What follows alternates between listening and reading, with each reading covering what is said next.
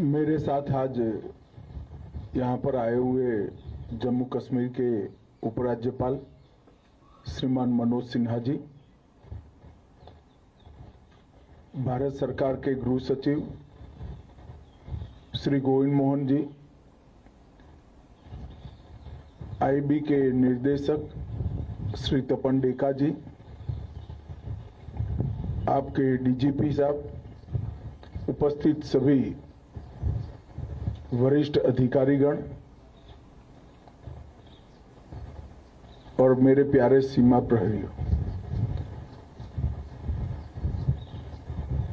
आज मैं तो यहाँ आया हूँ भारत सरकार और समस्त 140 करोड़ की जनता की ओर से आप जिनका प्रतिनिधित्व करते हैं, इस सभी सीमा प्रहरियों का बहुत बहुत धन्यवाद और सबको बहुत शुभकामनाएं देने के लिए आया।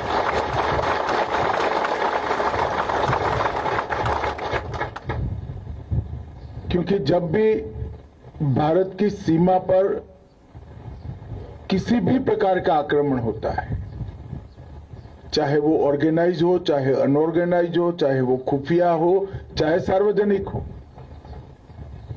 हर प्रकार के आक्रमण को सबसे पहले झेलता है हमारा बीएसएफ का जवान। और उसमें कभी भी सीमा कहां पर लगी है वो नहीं देखा। रेगिस्तान हो, बर्फीली चोटियां हो, घना जंगल हो, नाले हो या पहाड़ी हो, कहीं पर भी 365 दिन 24 घंटा बीएसएफ के जवान उपलब्ध भी होते हैं, सजग भी होते हैं और समर्पित भी होते हैं। और इसी के कारण किसी भी प्रकार का आक्रमण सीधा देश की सीमा के अंदर बहुत गहरी चोट नहीं पहुंचाता, कि उसके सामने पहले मेरे बीएसएफ के जवान का सीना होता है और देश के नागरिकों पर जो आक्रमण आता है, बीएसएफ का जवान सबसे पहले अपने सीने पर इसको झेलता है। और इसी के कारण बीएसएफ के सीमा प्रहरियों को देश की सुरक्षा की प्रथम पंक्ति के नाम से एक देश का बच्चा बच्चा जानता है। मित्रों, इस ऑपरेशन सिंदूर के घटनाक्रम में अपनी परंपराओं को बनाए हुए जम्मू फ्रंटियर के बीएसएफ के जवान, राजस्थान फ्रंटियर के बीएसएफ के जवान और दूर सुदूर कच्छ की बॉर्डर पर जो जवान तैनात हैं, वो सभी ने पूरी सजगता के साथ सीमा की रक्षा का काम किया। जब पाकिस्तान ने हमारे आतंकवादियों के अड्डे पर किए हुए हमले का जवाब में हमारी सीमा और हमारे नागरिक रिहायशी इलाकों में हमला किया, तब जम्मू फ्रंटियर अकेले में लगभग 118 से ज्यादा पाकिस्तान की पोस्टों को तबाह और नुकसान पहुंचाने का काम हमारे बीएसएफ के जवानों ने किया।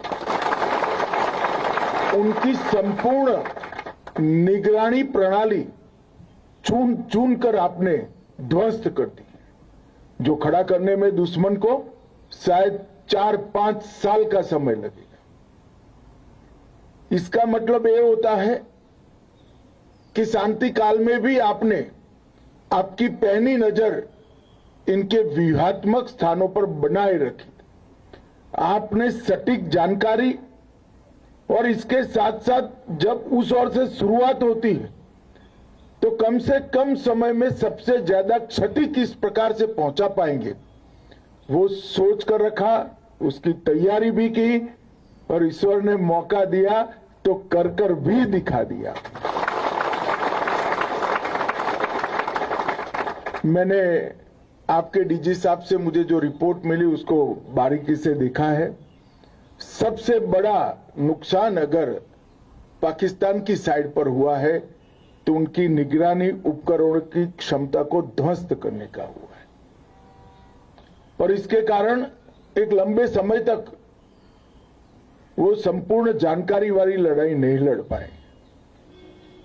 एक 3 दिन के समय के अंदर 118 से ज्यादा पोस्टों को नुकसान करना या पूर्णतया ध्वस्त करना ये बहुत बड़ी बात होती है और ये बहादुरी तभी होती है जब देश पर गर्व होता है, दिल में देशभक्ति की भावना होती है और सर्वोच्च बलिदान देने का जज्बा होता है, तभी जाकर ये परिणाम आता है।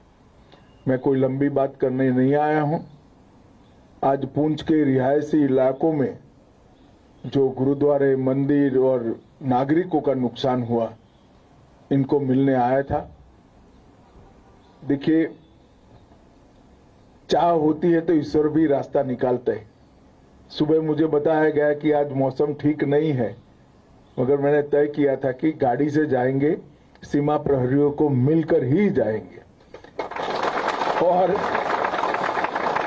ईश्वर ने ही अनुकूलता कर दी। मौसम भी ठीक है, आपके साथ मिलना भी हो जाएगा और आपको मैं देश की जनता की ओर से बहुत बहुत आपका आभार भी करना चाहता था, आपको शुभकामनाएं भी देना चाहता था, क्योंकि जनप्रतिनिधि के नाते हम जहां जहां जाते हैं तो निश्चित रूप से आप मानकर चलिए, सेना के साथ बीएसएफ का भी इतना ही जयकारा लगता है जितना सेना के जवानों का लगता है।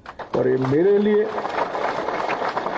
आप सबके लिए, आपके डीजी साहब के लिए एक गर्व की बात है कि बीएसएफ के जवानों का ये शौर्य, पराक्रम, समर्पण और बलिदान बच्चे बच्चे तक पहुंचा है। वो हम सब के लिए गर्व की बात है।